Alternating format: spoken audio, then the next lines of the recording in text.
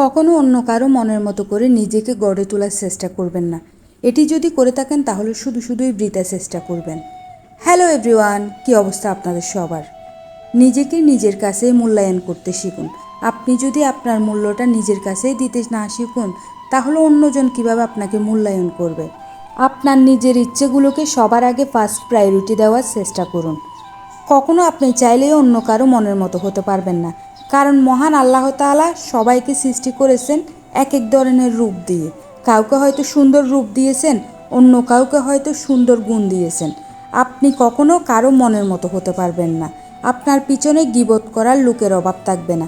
আপনার যে ভালো জিনিসটা আছে সেটা কখনো আপনাকে সুন্দরভাবে ভালো চোখে কেউ নেবে না। সব সময় দেখবেন আপনার খারাপ জিনিস যেটা আছে ওটা নিয়ে মানুষ আপনার পিছনে সমালোচনা করতেছে।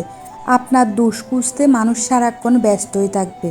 আপনি কোন পরিস্থিতি দিয়ে যাচ্ছেন বা আপনি কোন অবস্থায় আছেন সেটার খোঁজ নিতে কিন্তু কেউ আসবেও না। মানুষই কত কথাই তো বলবে, তাতে কান দিয়ে তো আর লাভ নেই। প্রবাদে আছে, যে রাঁধে সে চুলও বাঁধে। আমি রাঁধতেও পারি, চুলও বাঁধতে পারি। আমার রান্না কার কাছে কেমন লাগে তা জানি না, তবে নিজের কাছে নিজের খুবই ভালো লাগে। যাক, আজকে ছোটো মুখে অনেক বড় বড় কথা বলে ফেললাম। হয়তো আগের মতো আজ ছোটো নেই, এখন বড় হয়ে গেছি, অনেক কিছু বুঝতে শিখে গেছি। বলেছিলাম না, নিজের ইচ্ছেটাকে সবার আগে প্রাধান্য দেওয়া প্রয়োজন। অনেক দিন ধরেই ইচ্ছে করতেছিল কচুরলতি আর আমরা একই সাথে রান্না করার জন্য, কারণ কচুরলতির মধ্যে একটু টক টক হলে খেতে খুবই মজা লাগে।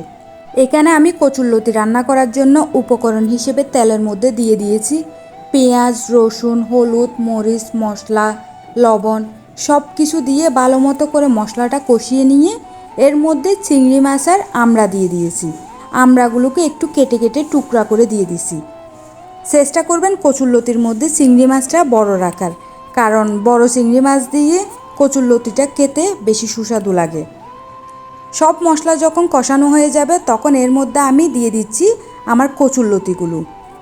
এখন মশলার সাথে কচুরলতিগুলোকে ভালো মতো করে মিশিয়ে নিয়ে এর মধ্যে আমি অ্যাড করে দিব আমার যেটুকু প্রয়োজন কচুরলতিটা সিদ্ধ হওয়ার মতো সেটুকু পানি। ব্যাস, আমার রান্না প্রায় শেষের দিকে।